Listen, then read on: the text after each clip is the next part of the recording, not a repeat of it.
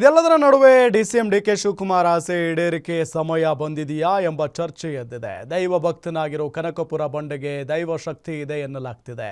ನಿನ್ನೆ ಶಕ್ತಿ ದೇವಿ ಜಗದೀಶ್ವರಿ ವರ, ಇಂದು ನಾಗಾ ಸಾಧುಗಳ ಆಶೀರ್ವಾದದಿಂದ ಪಟ್ಟಕ್ಕೇರುವ ಬಲ ಸಿಕ್ಕಂತಾಗಿದೆ. ಹಾಗಾದರೆ ಡಿಕೆ ಶ್ರೀಗೆ ಸಿಕ್ಕಿರುವಂತ ಆ ವರ ಏನು ಅನ್ನೋದರ ಡೀಟೇಲ್ಸ್ ಇಲ್ಲಿದೆ ನೋಡಿ.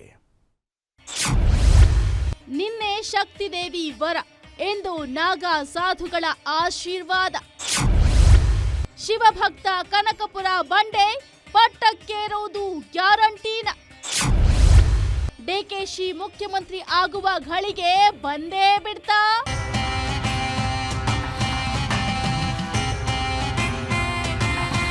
ದೈವ ಭಕ್ತ ಶಿವಭಕ್ತ ಡಿಸಿಎಂ ಡಿಕೆ ಶಿವಕುಮಾರ್ಗೆ ಸಿಎಂ ಆಗೋ ಯೋಗ ಇದೆ ಎಂಬ ದೈವಶಕ್ತಿ ಸಿಕ್ಕಿದೆ.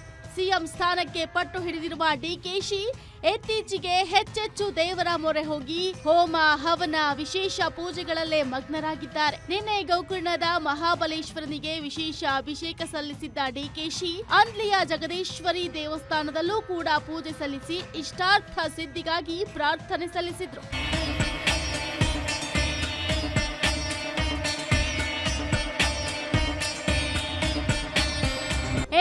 ಇತ್ತೀಚೆಗೆ ಕಾಶಿಯಿಂದ ಬಂದ ನಾಗಾ ಸಾಧುಗಳು ಡಿಕೆಶಿ ಸಿಎಂ ಆಗಲಿ ಅಂತ ಆಶೀರ್ವಾದ ಮಾಡಿದ್ರು. ಎಂದು ಸದಾಶಿವನಗರದಲ್ಲಿರುವ ಅವರ ನಿವಾಸಕ್ಕೆ ನೇರವಾಗಿ ಬಂದಿದ್ದಾರೆ. 20ಕ್ಕೂ ಹೆಚ್ಚು ನಾಗಾ ಸಾಧುಗಳು ಡಿಕೆಶಿಗೆ ಆಶೀರ್ವಾದ ಮಾಡಿದ್ದಾರೆ. ಮನೆಯೊಳಗೆ ಪ್ರವೇಶ ಮಾಡಿದ್ದ ನಾಗಾ ಸಾಧುಗಳು ಡಿಕೆ ಶಿವಕುಮಾರ್ ತಲೆ ಮೇಲೆ ಕೈಯಿಟ್ಟು ಆಶೀರ್ವಾದ ಮಾಡಿ ಇಷ್ಟಾರ್ಥ ಸಿದ್ಧಿಯಾಗಲಿ ಅಂತ ಹಾರೈಸಿದ್ದಾರೆ. ಏನೋ ಉಳಿಕೊಂಡು ಬಂದು ಆಶೀರ್ವಾದ ಮಾಡ್ತಾರೆ. ನಾವು ಆಶೀರ್ವಾದ ಮಾಡಕ್ಕೆ ಬಂದವ್ರು ನಾವು ಮನೆಯಿಂದ ತರಳಕ್ಕೆ ಆಗ್ತದ? ಈಗ ನೀವು ಬಂದಿದ್ದೀರಿ, ನಿಮ್ಗೆ ಮಾತಾಡೋಕೆ ನಂಗೆ ಇಷ್ಟ ಇಲ್ಲ, ಆದರೂ ಏನು ಮಾಡ್ತೀರಿ? ನಾ ಬಿಡಂಗಿಲ್ಲ, ನೀವು ಬಿಡಂಗಿಲ್ಲ. ಸೊ ಹಂಗೆ ಈ ಸಾಧು ಸಂತರು ಹಿರಿಯರು ಜನ ರಾಜಕೀಯದಲ್ಲಿದ್ದೀವಿ, ಎಲ್ಲ ಥರದ ಜನನೂ ನಮ್ಗೆ ಬೇಕು. ಈಗ ಮುಜರಾ ಇಲಾಖೆ ನಡೆಸಲ್ವ ನಾವು?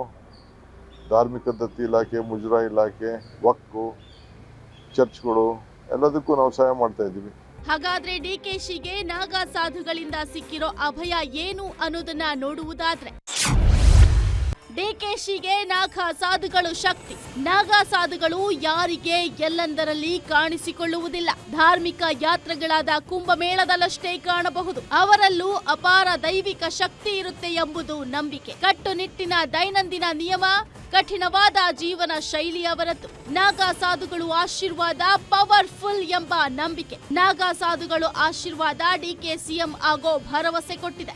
ಡಿಕೆ ಶಿವಕುಮಾರ್ ಸಿಎಂ ಸ್ಥಾನಕ್ಕಾಗಿ ಶತ ಪ್ರಯತ್ನ ಮಾಡ್ತಾನೆ ಮುಂದೆ ಸಾಗ್ತಿದ್ದಾರೆ.